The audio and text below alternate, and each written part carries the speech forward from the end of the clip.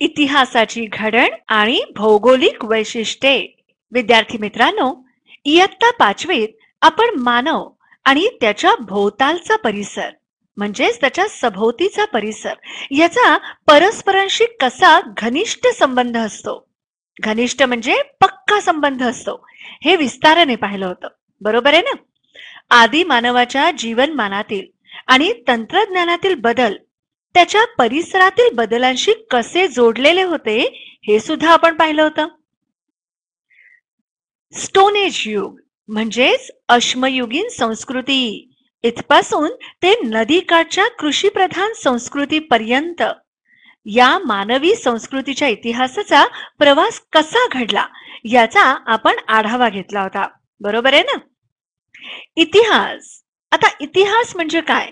तर इतिहास म्हणजे मानवी संस्कृतीच्या प्रवासात घडलेल्या सर्व प्रकारच्या भूतकालीन घटनांची सुसंगत मांडणी.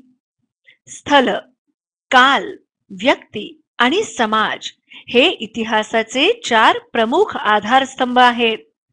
कोणते? स्थल, काल, व्यक्ती आणि समाज.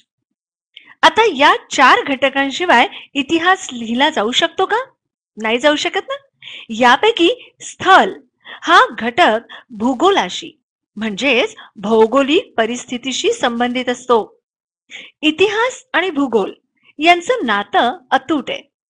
भौगोलिक परिस्थिती ही इतिहासावर अनेक प्रकारे परिणाम करत असते.